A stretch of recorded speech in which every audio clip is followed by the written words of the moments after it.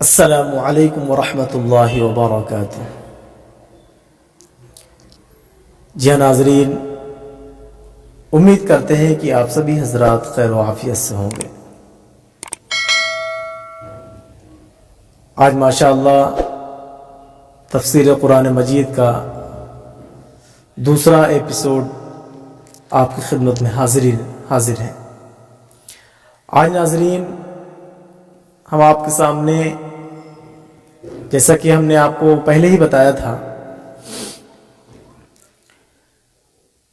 کہ تفسیر قرآن مجید میں سب سے پہلے ہم ان چھوٹی چھوٹی صورتوں کی تفسیر اور اس کے معنی و مطلب ہم آپ کو سمجھائیں گے، جو روزانہ ہمارے معمولات میں اور ہم سب کو باقاعدہ وہ صورت زبانی یاد ہوتی ہیں، نمازوں کے اندر ہم پڑھتے ہیں، تو ان صورتوں کی طرف پہلے متوجہ ہو رہے ہیں، پھر انشاءاللہ ناظرین بعد میں ترتیب وار صورتوں کی تفسیر ہوا کرے گی۔ آج ہم آپ کے سامنے الم تر کیف فعل ربک باصحاب الفیل، اس سورت کا نام ہے سورہ فیل۔ سورہ فیل کی تفسیر آپ کے سامنے پیش کرنے کے لیے جا رہے ہیں۔ ناظرین، یہ بھی سورت جو سورہ فیل ہے، یہ بھی باقاعدہ طور پہ مکۃ المکرمہ کے اندر نازل ہوئی۔ اس سورت کا نام سورۃ الفیل کیوں ہے؟ ناظرین، فیل کا لفظ جو ہے، جو کہ اصل میں یہ فارسی کا لفظ ہے، فارسی کا لفظ ہے پیل، اور پیل کا مطلب ہوتا ہے ہاتھی، ایلیفینٹ۔ اب چونکہ عربی کے اندر پانی آتا ہے، اس وجہ سے پا کو فا کے ساتھ بدل دیا گیا اور اس کو فیل رکھ دیا گیا، اور اس کا نام سورہ فیل پڑ گیا۔ فیل کا مطلب ہوتا ہے ہاتھی۔ اس سورت کا بھی ایک شان نزول ہے، اس کے اندر بھی ایک واقعہ بیان کیا گیا ہے۔ اس سورت کا نام اسی وجہ سے ہاتھی رکھا گیا، اس میں ہاتھی والوں کا، ان کے لشکر کا باقاعدہ اس میں تذکرہ ہے۔ آج ناظرین اسی کی طرف محو گفتگو ہوتے ہیں۔ سورۃ الفیل کے ترجمے سے پہلے جو اس کا پس منظر ہے، جو اس کا واقعہ ہے ناظرین، وہ آپ ذہن میں رکھیں۔ ہمارا جو بیت اللہ ہے وہ خانہ کعبہ ہے، اسی کی طرف ہم رک کر کے نماز پڑھتے ہیں، اور اس بیت اللہ کی ناظرین آج سے نہیں بلکہ قریش اور اس سے پہلے بھی، اللہ کے نبی صلی اللہ علیہ وسلم کے زمانے سے پہلے بھی، جس کو زمانے جاہلیت کہا جاتا تھا، اس دور کے اندر بھی، حالانکہ اس دور کے اندر بھی لوگ بتوں کی پوجا کرتے تھے، ان کے اپنے ایک الگ الگ معبود تھے، لیکن پھر بھی اس خانہ کعبہ کی اور بیت اللہ شریف کی عقیدت اور محبت ان کے اندر، دلوں کے اندر تھی، ہمیشہ سے چلی آئی ہے عقیدت و محبت، اور ہونا بھی چاہیے، کیونکہ یہ کعبۃ اللہ ایک اللہ تعالیٰ کا خاص گھر ہے، اللہ تعالیٰ کی خاص تجلی اس کے اندر نازل ہوتی ہے۔ اللہ تعالیٰ نے اس میں ایک خاص کشش رکھی ہے کہ آدمی، ہر ایمان والے کی خواہش ہوتی ہے کہ مرنے سے پہلے ایک بار اللہ تعالیٰ اپنے گھر کی زیارت کرا دے۔ ہر آدمی کی تمنا، ہر ایمان والے کی ایک تمنا، ایک خواہش ہوتی ہے۔ تو ناظرین، یہی عقیدت و محبت زمانے جاہلیت میں بھی قریش بھی بیت اللہ شریف سے کیا کرتے تھے۔ واقعہ یہ ہے کہ شاہ حبشہ کی طرف سے یمن کا ایک شخص، جس کو گورنر مقرر کیا گیا تھا، اس نے جب یہ سوچا، دیکھا کہ زمانے حج میں، اور جب حج کا زمانہ آتا ہے تو باقاعدہ دور دراز سے لوگ یہاں پر سفر کر کے آتے ہیں، بھیڑ لگتی ہے، میلہ لگتا ہے، طواف کرتے ہیں، تو کیوں نہ ہم اپنے یہاں یمن کے اندر بھی ایک بنا لیا جائے کعبہ، کہ جس سے لوگ یہاں کی بھیڑ وہاں پر اکٹھی ہو جائے گی اور ہمارے یہاں بھی میلہ لگنے لگے۔ اس نے یہ سوچا، हालांकि मेरे भाई दोस्तों ये सब तो अल्लाह की तरफ से है, वो काबतुल्लाह है और अल्लाह का एक खास घर है।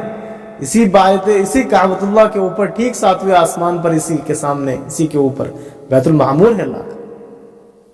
रोजाना 70,000 फरिश्ते उसकी जियारत करने के लिए आते हैं और एक बार जो जियारत करने के लिए फरिश्ता आ जाता है तो वो क़यामत तक उनका नंबर नहीं आएगा। तो इसकी अलग बरकत है।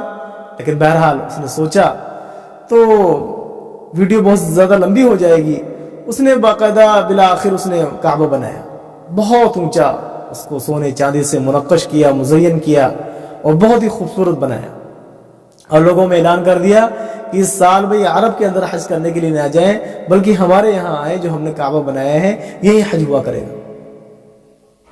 इतना सुनना था कि जब कुरैश के लोगों को जब इसकी खबर हुई तो उनको बड़ी नाराजगी हुई कि ये काबे की कॉपी कर लिया इन्होंने, ये काबा की बेहुरमती है, ये काबा के साथ मजाक है। तो उन्हीं चंद लोगों ने, रिवायत में आया है कि जाकर के उसके काबे को गंदा कर दिया और उसको नेस्तो नाबूद कर दिया। और उसके शाह हबशा जो था, यमन का जो गवर्नर था, जब उसको पता चला तो उसने कहा कि जब इन्होंने मेरे काबे को तोड़ा है तो मैं भी इनके काबे को तोड़ करके ही दम लूंगा। तो नाज़रीन, वही अल्लाह का दुश्मन और वो काफिर, वो बदबख्त, जब वो हाथियों के साथ, हाथियों के झुंड के साथ मक्का के अंदर दाखिल होता है तो मक्का के कुछ लोग वहां पर ऊंट चला रहे होते तो उनके ऊंटों को जब्त कर लेता है। तो जब आते हैं वो कहते हैं भाई हमको हमारे ऊंट दे दो, हम तो इसके मालिक हैं। तो कहते हैं तो हम तो समझदार थे, समझते तुम के समझदार थे तो बेवकूफ हो, हम तो ये समझ रहे थे हम तुम्हारे काबे को तोड़ने के लिए तुम काबे की कुछ बात करोगे, लेकिन तुम तो ऊँटों की बात करते हो। उन्होंने कहा भाई रहा ऊँटों का मसला, ये हम इसके आर्जी मालिक हैं, हम इसको तलब करने के लिए आए हैं। रहा मसला खाने काबा का, बैतुल्लाह का, उसका मालिक अल्लाह है, अल्लाह देखेगा। बहरहाल मेरे भाइयों दोस्तों, वो दुश्मन हाथियों का झुंड जब खाने काबा के ऊपर चढ़ा है, अल्लाह तबारक व तआला ने उस घर की सही मानों में हिफाजत फरमाई। अबाबील परिंदे के ज़रिए अल्लाह ताला ने अपने काबतुल्लाह की हिफाजत फरमाई। वो अबाबील परिंदा वो अपने चोंच के अंदर, अपने मुंह के अंदर छोटी छोटी पत्थर के संगरेजे, पत्थर के टुकड़े लेकर के उनके ऊपर डालते थे और वो हलाक हो जाते थे। तो नाजरीन, पहले आप तर्जमा देखिए, फिर इंशाअल्लाह आपको मतलब भी बताते रहेंगे। बिस्मिल्लाहिर्रहमानिर्रहीम। शुरू करता हूँ मैं अल्लाह के नाम से जो बड़ा निहायत रहम करने वाला है। अलम तरा कैफ फ़अल रब्बुका बिअस्हाबिल फील। क्या आपने नहीं देखा कि आपके रब ने हाथी वालों के साथ क्या मामला किया। ऐ मुखातब, यानी क्या तुमको खबर नहीं है, क्या तुम जानते नहीं हो, क्या तुमको इस बात का इल्म नहीं है कि तुम्हारे रब ने हाथी वालों के साथ, अबरहा के साथ क्या मामला किया। फरमाया अलम यजअल कैदहुम फी तज़लील। क्या अल्लाह ने उनकी तदबीरों को गलत नहीं कर दिया। जिन्होंने मकर और तदबीरें जो उन्होंने बनाई थी, जो मंसूबे बनाए थे, क्या अल्लाह ने फेल नहीं कर दिए, उनके नेस्तो नाबूद नहीं कर दिए। फरमाया व अरसल अलैहिम तैरन अबाबील। और उन पर गोल के गोल परिंदे भेजे, परिंदों के झुंड उनके ऊपर भेज दिए। तरमीहिम बिहिजारतिन मिन सिज्जील। जो उन पर पत्थर के संगरेजे फेंकते थे, उन लश्कर वालों पर पत्थर के, मिट्टी के संगरेजे फेंकते थे। फजअलहुम कअस्फिन माकूल। तो अल्लाह ताला ने उनको खाए हुए भूसे की तरह बना दिया। तो नाजरीन, यह रहा आपकी खिदमत में तर्जुमा। आप इसको ज़बानी अपना कोशिश करिए, याद कीजिए, समझिए। ये सूरह फील है। एक बार हम आपके सामने फिर इसका तर्जुमा पेश कर देते हैं। अलम तरा कैफ फ़अल रब्बुका बिअस्हाबिल फील। क्या आपने नहीं देखा कि तेरे रब ने हाथी वालों के साथ क्या मामला किया। अलम यजअल कैदहुम फी तज़लील। क्या उनकी तदबीरों को गलत नहीं कर दिया। व अरसल अलैहिम तैरन अबाबील। और उन पर गोल के गोल परिंदे भेजे। तरमीहिम बिहिजारतिन मिन सिज्जील, जो उन पर पत्थर के संगरेजे फेंकते थे, फजअलहुम कअस्फिन माकूल, तो अल्लाह ताला ने उनको खाए हुए भूसे की तरह बना दिया। नाज़रीन, कितनी इबरत की बात है कि उस छोटे से परिंदे से अल्लाह तबारक व तआला ने काम लिया। और वो छोटा सा परिंदा, और जैसा कि अभी आपने टाइटल देखा कि चेचक की शुरुआत कहां से हुई। हाँ, चेचक रिवायत में आया, तफसीर कुरान में लिखा हुआ है जलालैन शरीफ में कि बाकायदा जब वो परिंदे पत्थर उनके ऊपर फेंकते थे तो जैसे ही वो पत्थर उनके ऊपर गिरता था तो उनके जिस्म पे काले काले निशान और इस तरह चेचक के दाने उनके निकल आए थे। और इसी चेचक की बीमारी में वो सारे के सारे लोग हलाक हो गए। तो सबसे पहले चेचक की शुरुआत ये वहीं से हुई, अबरहा के लश्कर से हुई। अबरहा के लश्कर वालों को उनके ऊपर जैसे ही पत्थर के संगरेजे वो अबाबिल परिंदा भेजता था, फेंकता था, तो वैसे ही वो उनके ऊपर जिस्म पर चेचक पड़ जाती थी। तो नाज़रीन, देखिए अल्लाह तबारक व तआला ने अपने काबतुल्लाह की कैसी हिफाजत फरमाई।